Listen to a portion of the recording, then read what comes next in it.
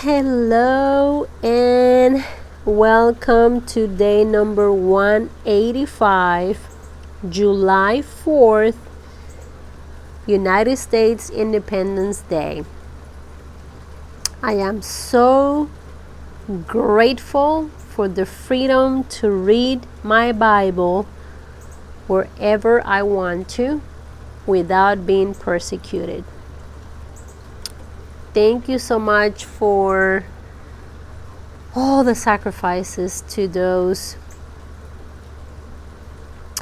that made this happen and make it happen on a daily basis, because we know it's a struggle and freedom is not free. So happy Independence Day, United States. I was born in Puerto Rico, which is a commonwealth of the United States. We are U.S. citizens and we enjoy the same freedom and we appreciate the same freedom. So I hope you are having a good time with your family and friends, appreciating the freedom that you live on a daily basis while you live here. So thank you, Jesus, for your freedom as well. And today we're going to be reading from 2 Kings 23:31 through 25:30. Jehoahaz was 23 years old when he became king, and he reigned in Jerusalem 3 months. His mother was Hamutal, the daughter of Jeremiah from Libnah. He did what was evil in the Lord's sight, just as his ancestors had done. Pharaoh Necho put Jehoahaz in prison at Riblah in the land of Hamath to prevent him from ruling in Jerusalem. He also demanded that Judah pay 7,500 pounds of silver and 75 pounds of gold as tribute. Pharaoh Necho then installed Eliakim, another of Josiah's sons, to reign in place of his father, and he changed Eliakim's name to Jehoiakim. Jehoahaz was taken to Egypt as a prisoner, where he died. In order to get the silver and gold demanded as tribute by Pharaoh Necho, Jehoiakim collected a tax from the people of Judah, requiring them to pay in proportion to their wealth. Jehoiakim was 25 years old when he became king, and he reigned in Jerusalem 11 years. His mother was Zebediah, the daughter of Pedaiah from Rumah. He did what was evil in the Lord's sight, just as his ancestors had done. During Jehoiakim's reign, King Nebuchadnezzar of Babylon invaded the land of Judah. Jehoiakim surrendered and paid him tribute for 3 years, but then rebelled. Then the Lord sent bands of Babylonian, Aramean, Moabite, and Ammonite raiders against Judah to destroy it, just as the Lord had promised through his prophets. These disasters happened to Judah because of the Lord's command. He had decided to banish Judah from his presence because of the many sins of Manasseh, who had filled Jerusalem with innocent blood. The Lord will not forgive this.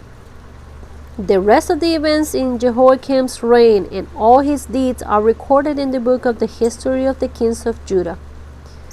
When Jehoiakim died, his son Jehoiakim became the next king. The king of Egypt did not venture out of his country after that, for the king of Babylon captured the entire area formerly claimed by Egypt, from the brook of Egypt to the Euphrates River. Jehoiakim was 18 years old when he became king, and he reigned in Jerusalem 3 months. His mother was Nehushta, the daughter of Elnathan from Jerusalem. Jehoiakim did what was evil in the Lord's sight, just as his father had done. During Jehoiakim's reign, the officers of King Nebuchadnezzar of Babylon came up against Jerusalem and besieged it. Nebuchadnezzar himself arrived at the city during the siege. Then King Jehoiakim, along with the queen mother, his advisors, his commanders, and his officials, surrendered to the Babylonians. In the 8th year of Nebuchadnezzar's reign, he took Jehoiakim prisoner. As the Lord had said beforehand, Nebuchadnezzar carried away all the treasures from the Lord's temple and the royal palace.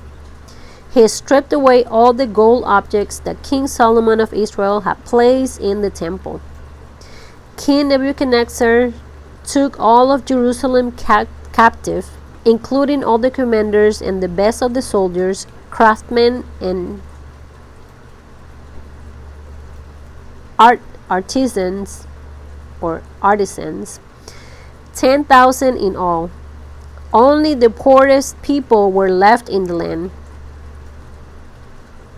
Nebuchadnezzar led King Jehoiakim away as a captive to Babylon, along with the queen mother, his wives and officials, and all Jerusalem's elite. He also exiled 7,000 of the best troops and 1,000 craftsmen and artisans, all of whom were strong and fit for war. Then the king of Babylon installed Mattaniah, Jehoiakim's uncle, as the next king, and he changed Mattaniah's name to Zedekiah. Zedekiah was 21 years old when he became king, and he reigned in Jerusalem 11 years. His mother was Hamutal, the daughter of Jeremiah from Libnah. But Zedekiah did what was evil in the Lord's sight, just as Jehoiakim had done. These things happened because of the Lord's anger against the people of Jerusalem and Judah, until he finally banished them from his presence and sent them into exile. Zedekiah rebelled against the king of Babylon. So on January 15th, during the 9th year of Zedekiah's reign, King Nebuchadnezzar of Babylon led his entire army against Jerusalem. They surrounded the city and built siege ramps against its walls. Jerusalem was kept under siege until the 11th year of King Zedekiah's reign. By July 18th, in the 11th year of Zedekiah's reign, the famine in the city had become very severe, and the last of the food was entirely gone. Then a section of the city wall was broken down. Since the city was surrounded by the Babylonians, the soldiers waited for nightfall and escaped through the gate between the two walls behind the king's garden. Then they headed toward the Jordan Valley. But the Babylonian troops chased the king and overtook him on the plains of Jericho, for his men had all deserted him and scattered. They captured the king and took him to the king of Babylon at Riblah, where they pronounced judgment upon Zedekiah. They made Zedekiah watch as they slaughtered his sons. Then they gouged out Zedekiah's eyes, bound him in bronze chains, and led him away to Babylon. On August 14 of that year, which was the 19th year of King Nebuchadnezzar's reign, Nebuzaradan, the captain of the guard and an official of the Babylonian king, arrived in Jerusalem. He burned down the temple of the Lord, the royal palace, and all the houses of Jerusalem. He destroyed all the important buildings in the city.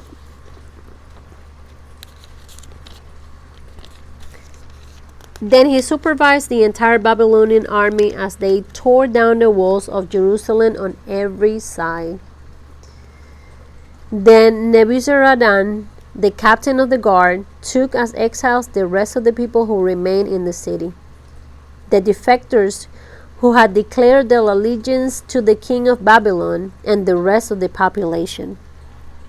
But the captain of the guard allowed some of the poorest people to stay behind to care for the vineyards and fields. The Babylonians broke up the bronze pillars in front of the Lord's temple, the bronze water carts, and the great bronze basin called the sea, and they carried all the bronze away to Babylon. They also took all the ash buckets, shovels, lamp snuffers, ladles, and all the other bronze articles used for making sacrifices at the temple. The captain of the guard also took the incense burners and basins, and all the other articles made of pure gold or silver. The weight of the bronze from the two pillars, the sea, and the water carts was too great to be measured. These things had been made for the Lord's temple in the days of Solomon. Each of the pillars was 27 feet tall. The bronze capital on top of each pillar was 7.5 feet high and was decorated with a network of bronze pomegranates all the way around. Nebuzaradan, the captain of the guard, took with him as prisoners Seraiah the high priest, Zephaniah the priest of the second rank, and the 3 chief gatekeepers. And from among the people still hiding in the city, he took an officer who had been in charge of the Judean army, 5 of the king's personal advisors, the army commander's chief secretary, who was in charge of recruitment, and 60 other citizens. Nebuzaradan, the captain of the guard, took them all to the king of Babylon at Riblah. And there at Riblah, in the land of Hamath, the king of Babylon had them all put to death. So the people of Judah were sent into exile from their land. The king Nebuchadnezzar appointed Gedaliah, son of Ahikam and grandson of Shaphan, as governor over the people he had left in Jerusalem. When all the army commanders and their men learned that the king of Babylon had appointed Gedaliah as governor, they went to see him at Mizpah.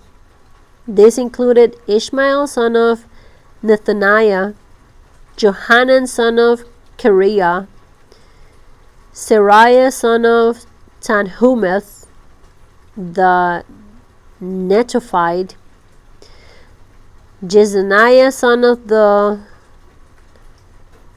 Maacathite, and all their men.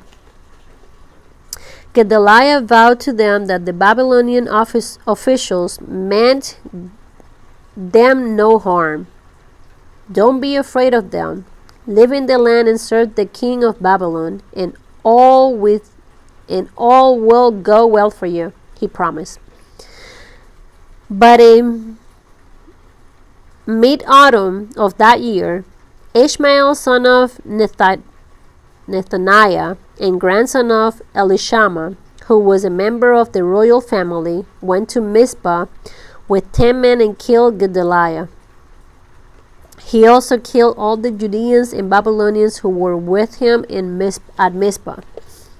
Then all the people of Judah, from the least to the greatest, as well as the army commanders, fled in panic to Egypt, for they were afraid of what the Babylonians would do to them. In the 37th year of the exile of King Jehoiakim of Judah, evil Merodach ascended to the Babylonian throne. He was kind to Jehoiakim and released him from prison on April 2nd of that year. He spoke kindly to Jehoiakim and gave him a higher place than all the other exiled kings in Babylon. He supplied Jehoiakim with new clothes to replace his prison garb and allowed him to dine in the king's presence for the rest of his life. So the king gave him a regular food allowance as long as he lived. Acts 22:7 through 23:10. Paul continued, "After I returned to Jerusalem, I was praying in the temple and fell into a trance. I saw a vision of Jesus saying to me, 'Hurry, leave Jerusalem, for the people here won't accept your testimony about me.'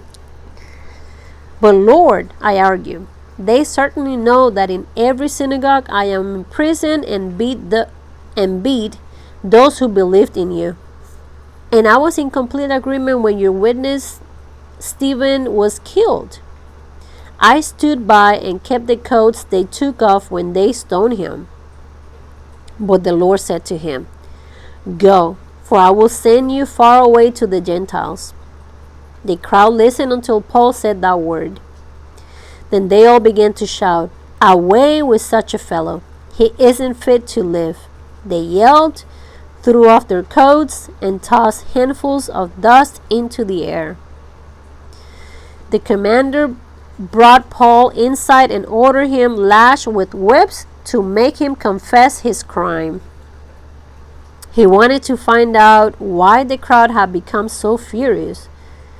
When they tied Paul down to lash him, Paul said to the officer standing there, "Is it legal for you to whip a Roman citizen who hasn't even been tried?"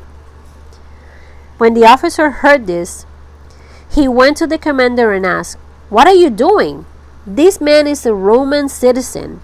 So the commander went over and asked Paul, "Tell me, are you a Roman citizen?" "Yes, I certainly am," Paul replied. "I am too," the commander muttered, "and it cost me plenty." Paul answered, "But I am a citizen by birth." The soldiers who were about to interrogate Paul quickly withdrew when they heard he was a Roman citizen, and the commander was frightened because he had ordered him bound and whipped. The next day, the commander ordered the leading priest into session with the Jewish high council. He wanted to find out what the trouble was all about, so he released Paul to have him stand before them. Gazing intently at the high council, Paul began, "Brothers, I have always lived before God with a clear conscience." Instantly, Ananias the high priest commanded those close to Paul to slap him on the mouth. But Paul said to him, "God will slap you, you corrupt hypocrite. What kind of judge are you to break the law yourself by ordering me struck like that?" Those standing near Paul said to him, "Do you dare to insult God's high priest?" "I am sorry, brothers. I didn't realize he was the high priest," Paul replied. "For the scriptures say, you must not speak evil of any of your rulers." Paul realized that some members of the high council were Sadducees and some were Pharisees. So he shouted, "Brothers, I am a Pharisee, as were my ancestors, and I am on trial because my hope is in the resurrection of the dead." This divided the council, the Pharisees against the Sadducees. For the Sadducees say there is no resurrection or angels or spirits, but the Pharisees believe in all of these. So there was a great uproar. Some of the teachers of religious law who were Pharisees jumped up and began to argue forcefully. "We see nothing wrong with him," they shouted. "Perhaps a spirit or an angel spoke to him." As the conflict grew more violent, the commander was afraid they would tear Paul apart. So he ordered his soldiers to go and rescue him by force and take him back to the fortress.